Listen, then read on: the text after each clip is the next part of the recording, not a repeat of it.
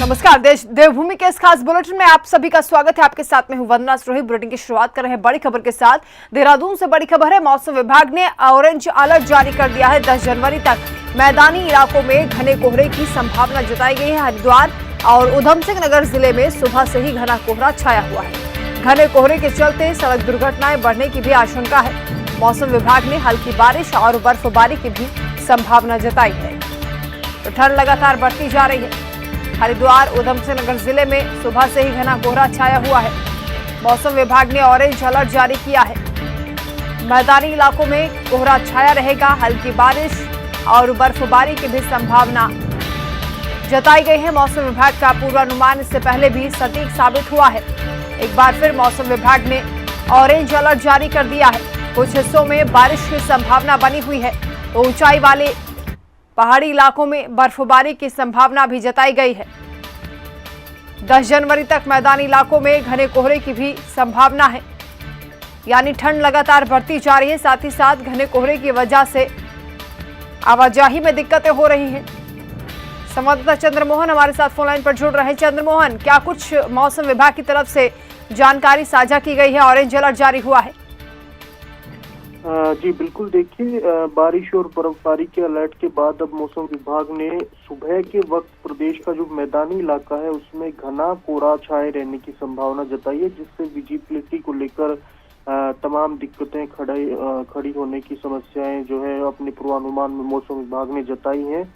10 जनवरी तक प्रदेश में ये जो घना कोहरा की स्थिति है सुबह के समय वो रहेगी। खासकर जो 2 मैदानी जिले हैं हरिद्वार और उधम सिंह नगर, उसमें ये समस्या ज्यादा रहेगी। तो 10 जनवरी तक इसी तरह का मौसम जो है देखने को मिलेगा। सुबह के समय जो मैदानी इलाके हैं और खासकर जो 2 जिले हैं हरिद्वार और उधम सिंह नगर जी, उन जिलों के जो इलाके हैं उसमें सुबह के समय घना कोहरा रहेगा, जिससे जो ट्रांसपोर्ट है वो पूरी तरह से प्रभावित होने की संभावना जताई है। और साथ ही मौसम विभाग ने इस दौरान सतर्क रहने की सलाह भी दी है और जो जरूरी कार्य हैं उनको करने की सलाह भी दी है। इसके अलावा कल 8 जनवरी को एक बार फिर से कुछ इलाकों में जो है हल्की बारिश और बर्फबारी हो सकती है। तो 10 जनवरी तक ये जो पूर्वानुमान है वो मौसम विभाग का जारी किया गया है। जी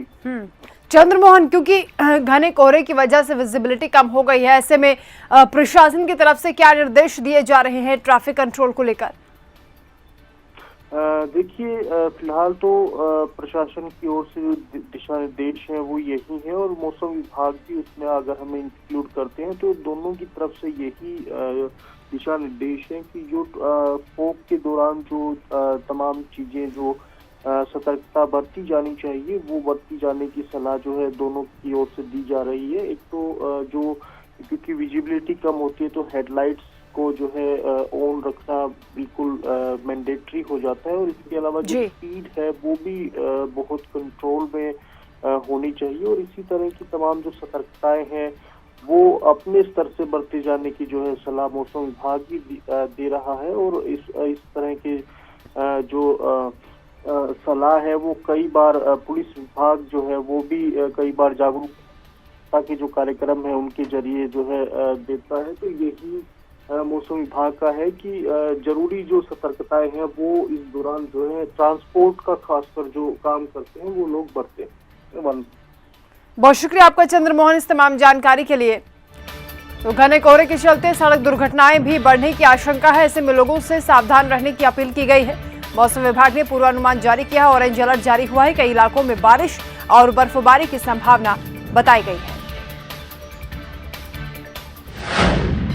वहीं मुख्यमंत्री त्रिवेंद्र सिंह रावत नई दिल्ली से उपचार के बाद स्वस्थ होकर देहरादून लौट आए हैं। बुधवार को मुख्यमंत्री त्रिवेंद्र सिंह रावत जीटीसी हेलीपैड पहुंचे, जहां कैबिनेट मंत्री मदन कौशिक, उच्च शिक्षा मंत्री डॉक्टर धन सिंह रावत, मेयर सुनील उनियाल गामा ने उनका स्वागत किया है।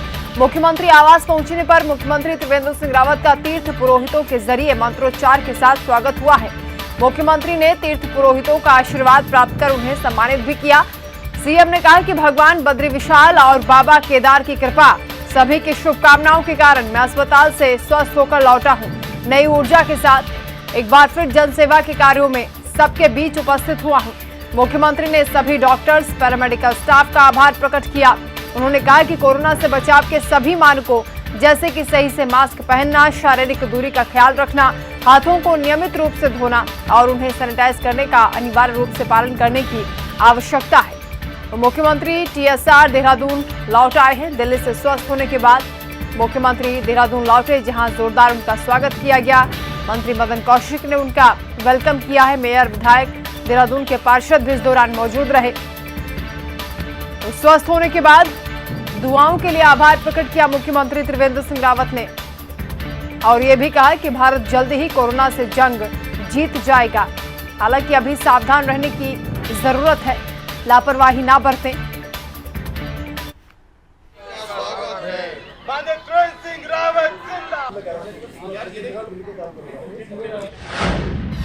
नए साल पर उत्तराखंड के प्रमुख राजनीतिक दल सियासी चौसर पर सिर्फ एक ही चाल खेलेंगे, वो होगी चुनावी चाल। 2021 के पहले ही दिन बीजेपी और कांग्रेस ने अपने इरादे जाहिर कर दिए।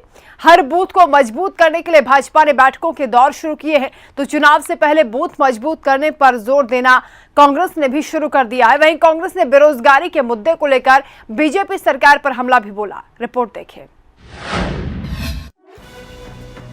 उत्तराखंड में त्रिवेंद्र सरकार मिशन 2022 फतह करने की तैयारियों में जुट गई है। बीजेपी सभी शक्ति केंद्रों पर बैठकें कर रही है। आगामी 10 जनवरी तक शक्ति केंद्रों पर ये बैठकें जारी रहेंगी। भाजपा के पदाधिकारी शक्ति केंद्रों पर बैठकें करके बूथ पर होने वाले कार्यक्रमों का फीडबैक भी ले रहे हैं। साथ ही 3 महीने के अंदर पन्ना प्रमुखों को बनाए जाने का लक्ष्य भी शक्ति केंद्रों के माध्यम से सभी बूथों को दिया जा रहा है। कुल मिलाकर उत्तराखंड बीजेपी 2022 के विधानसभा चुनाव से पहले बूथ को मजबूत करने पर जोर दे रही है। देखिए, भारतीय जनता पार्टी दुनिया की सबसे बड़ी राजनीतिक पार्टी है और हमारी पार्टी एकमात्र ऐसी पार्टी है जिसका कि बूथ स्तर तक सक्रिय संगठन है और इसके लिए हम लोग लगातार काम करते रहते हैं। पिछले दिनों हमारे जिलों के प्रशिक्षण शिविर हुए, मंडलों के प्रशिक्षण शिविर हुए। अब हमारी शक्ति केंद्रों की कार्यशालाएं चल रही हैं। 3 तारीख से प्रारंभ होकर 10 तारीख तक चल रही हैं और उसमें हम अपने जो शक्ति केंद्र के अंतर्गत आने वाले सभी कार्यकर्ता हैं उन्हें आगे की ट्रेनिंग देने वाले हैं और ताकि हम अपने पन्ना प्रमुख की जो हमारी एक अभिनव योजना है उसको बहुत सुंदरता के साथ, सक्रियता के साथ पूरा कर सके। वहीं अगर बात चुनावी दंगल की तैयारियों की है तो कांग्रेस भी पीछे नहीं है। कांग्रेस ने बीजेपी को घेरने की कोशिशें तेज कर दी हैं।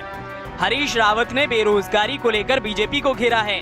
नर्सिंग भर्ती के मानकों के खिलाफ पूर्व मुख्यमंत्री हरीश रावत ने बेरोजगारों को समर्थन दिया है और इस संबंध में मुख्य सचिव ओम प्रकाश से फोन पर बात कर भर्ती के जटिल मानकों को राज्य के परिप्रेक्ष्य में संशोधित करने को भी कहा है, जिसके बाद राज्य सरकार बैकफुट पर आ गई है और शासन के अधिकारियों की कार्यप्रणाली पर सवाल उठे। इसके अलावा इंदिरा हृदयेश ने भी जल्द ही बीजेपी में भूचाल लाने को लेकर भविष्यवाणी की है। दरअसल नए साल के पहले दिन इंदिरा हृदयेश ने दावा किया था कि वर्ष 2021 में उत्तराखंड के भीतर 2016 जैसा सियासी भूचाल दिखेगा, लेकिन इसकी जद में इस बार कांग्रेस नहीं बल्कि बीजेपी होगी। नर्सेज का जो भर्ती की जो विज्ञापन निकला उसमें जो 1 साल 30 बेड वाले किसी भी अस्पताल में सेवा का अनुभव और उसके साथ फॉर्म 16 की अनिवार्यता, इसके कारण राज्य के लगभग 95% बच्चे बाहर हो रहे हैं और ये बेहूदी एक शर्त जो है, ये मुझे लगता है कि राज्य के बच्चों के साथ एक षड्यंत्र करके कुछ छोटे दर्जे के नौकरशाहों ने ये बेहूदी शर्त थोपी है। जिन्होंने 30 बेड के हॉस्पिटल में ट्रेनिंग ली है 1 साल, वही आवेदन कर सकेंगे।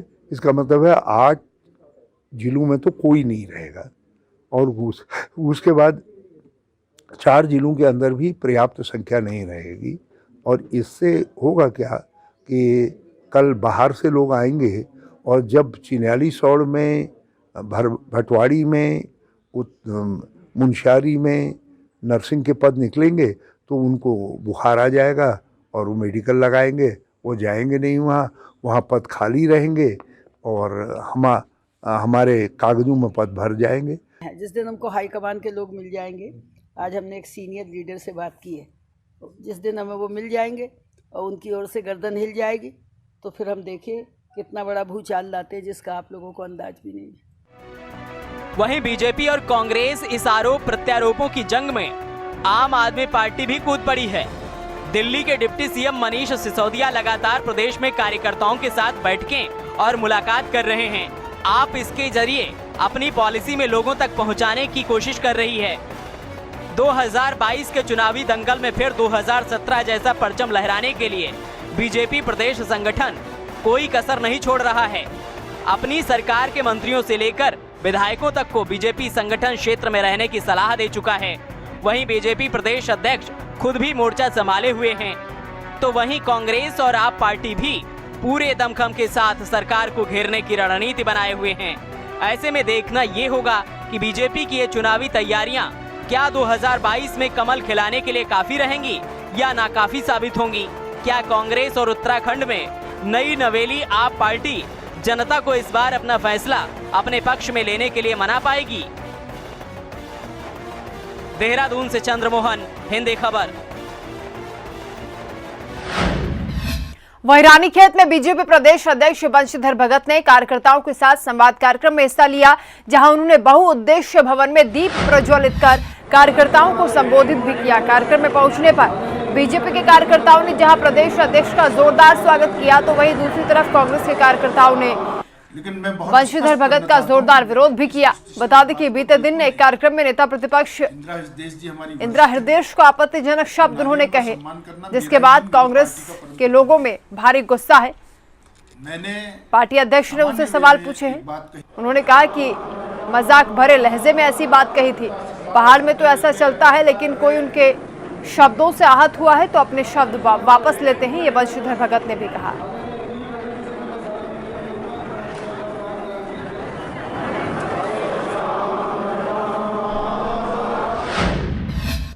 वहीं उत्तराखंड में बीजेपी प्रदेश अध्यक्ष बंशीधर भगत की ओर से नेता प्रतिपक्ष इंदिरा हृदयेश पर की गई अभद्र टिप्पणी से राज्य में सियासत गर्मा गई है। इस मामले पर कांग्रेस ने राज्य भर में बंशीधर भगत के खिलाफ जमकर विरोध प्रदर्शन भी किया।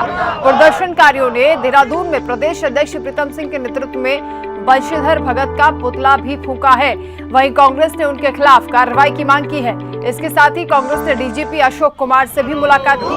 बीजेपी प्रदेश अध्यक्ष बंशीधर भगत के खिलाफ मुकदमा दर्ज करने की मांग की है। बता दें कि बंशीधर भगत ने भीमताल में कार्यकर्ताओं को संबोधित करते हुए नेता प्रतिपक्ष इंदिरा हृदयेश पर अभद्र टिप्पणी की थी, जिससे कांग्रेसियों में भारी नाराजगी है।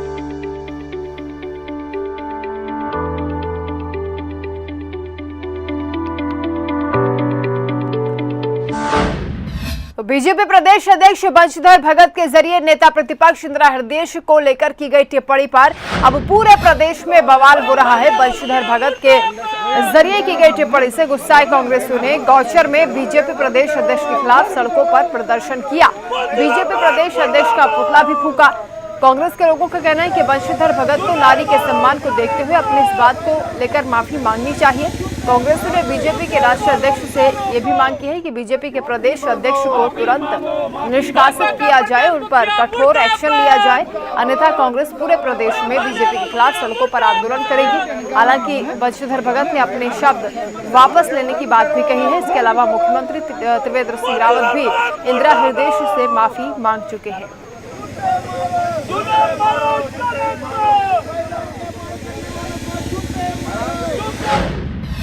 भीमताल में कार्यकर्ताओं को संबोधित करते वक्त बीजेपी के प्रदेश अध्यक्ष बंशीधर भगत के जरिए नेता प्रतिपक्ष इंदिरा हृदयेश को आपत्तिजनक शब्द कहने पर हर तरफ विरोध हो रहा है। आम आदमी पार्टी के प्रदेश अध्यक्ष एसएस कलेर ने भी बीजेपी अध्यक्ष के इस बयान की निंदा की है। आप अध्यक्ष कलेर ने कहा है कि इंदिरा हृदयेश कांग्रेस की वरिष्ठ नेता है। महिलाओं के प्रति इस तरह के शब्दों का इस्तेमाल नहीं किया जाना चाहिए। बीजेपी आम आदमी पार्टी को किसी लायक नहीं मानती, लेकिन अब पता चल गया है कि बीजेपी किस लायक है। इस बयान से बीजेपी का असली चेहरा सबके सामने आ गया है।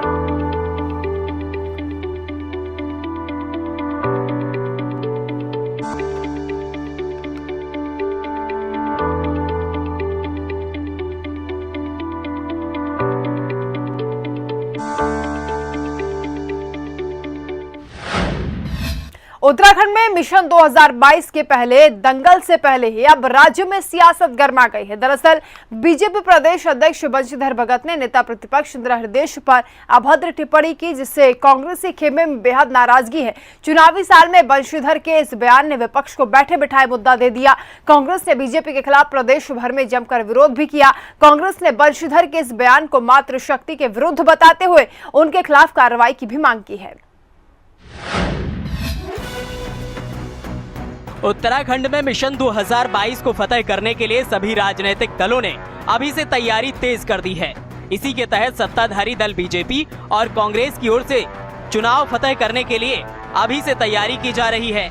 इसी तैयारी के सिलसिले में बीजेपी प्रदेश अध्यक्ष बंशीधर भगत राज्य की सभी 70 विधानसभाओं का दौरा कर रहे हैं और कार्यकर्ताओं को अभी से एकजुट होकर चुनाव के लिए गुरुमंत्र भी दे रहे हैं। इसी के तहत बंशीधर भगत भीमताल में कार्यकर्ताओं को संबोधित कर रहे थे, जहां उन्होंने अपने संबोधन में नेता प्रतिपक्ष पर अभद्र टिप्पणी कर दी। हमारी नेता प्रतिपक्ष कह रहे बहुत से विधायक मेरे संपर्क में, अरे उससे क्यों संपर्क करेंगे,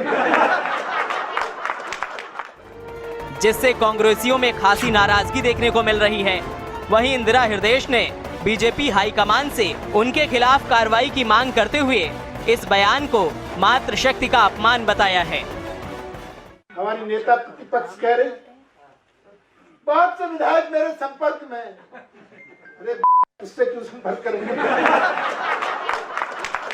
हमारे देश की नारी, उत्तराखंड की नारी, पहाड़ की महिला इसे कतई बर्दाश्त नहीं करेगी। और मैं मर्यादित भाषा बोलती हूँ, इसलिए कोई अशिष्ट टिप्पणी करने के मैं पक्ष में नहीं हूँ।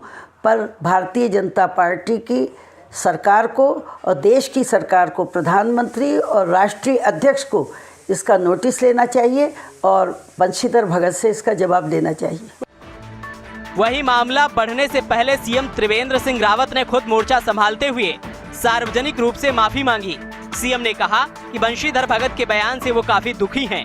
उन्होंने ट्वीट करते हुए लिखा कि मैं व्यक्तिगत रूप से सभी से माफी मांगता हूं। सीएम ने कहा कि संबंध में वो खुद इंदिरा हृदयेश से बातचीत करेंगे। सीएम के बयान की पूर्व मुख्यमंत्री हरीश रावत ने भी जमकर सराहना की है। हरदा ने सीएम की सार्वजनिक रूप से माफी मांगने को सूझबूझ का परिचय बताया। सीएम की माफी के बावजूद कांग्रेस में आक्रोश थम नहीं रहा है। कांग्रेस ने बंशीधर भगत के खिलाफ राज्य भर में विरोध प्रदर्शन किया। साथ ही बंशीधर भगत पर मुकदमा दर्ज करने के लिए डीजीपी से मांग की है।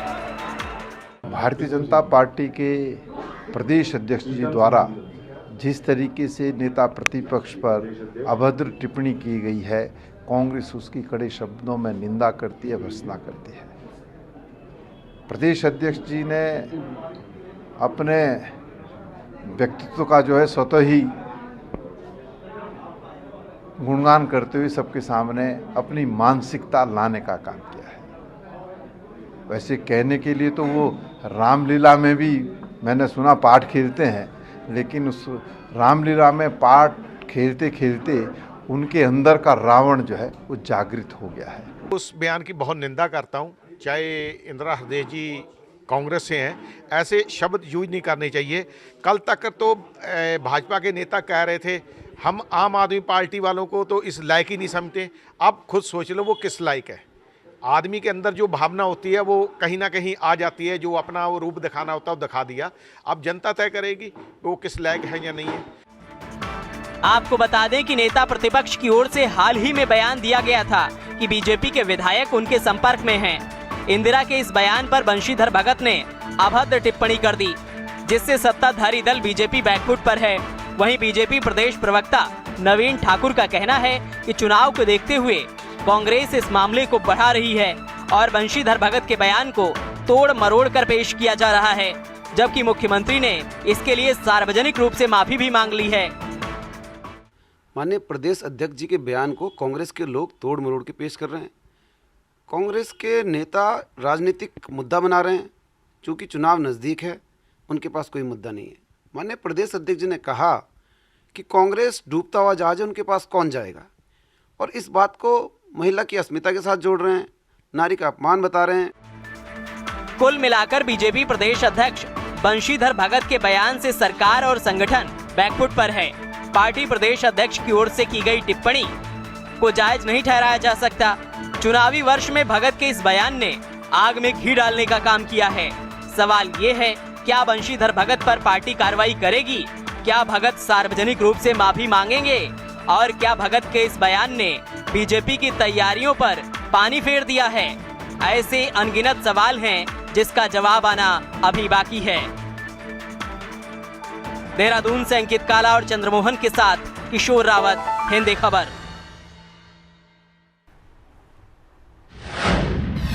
विधानसभा चुनाव नजदीक आते ही बीजेपी ने अपना प्रचार प्रसार तेज कर दिया है। गदरपुर विधानसभा के उदयनगर ग्रामीण क्षेत्र में कैबिनेट मंत्री अरविंद पांडे ने एक जनसभा को संबोधित करते हुए कहा कि हमारी डबल इंजन सरकार ने उत्तराखंड में महिलाओं के लिए कई सारी योजनाएं चलाई हैं, हमेशा विकास की ओर अग्रसर है। लेकिन कांग्रेस के पूर्व मुख्यमंत्री हरीश रावत ने बीजेपी के खिलाफ अनाप शनाप बयानबाजी की है। उन्होंने कहा कि हरीश रावत ने अपने कार्यकाल के दौरान कई सारे घोटाले किए, चाहे स्टिंग मामला हो, NH 74 का मामला हो, लेकिन उन्हें वो नजरअंदाज कर गए हैं और आज बीजेपी पर हमला बोल रहे हैं। उदयनगर की ओर से उनका हार्दिक अभिनंदन एवं स्वागत है। इनके स्वस्थ जीवन की कामना करता हूं।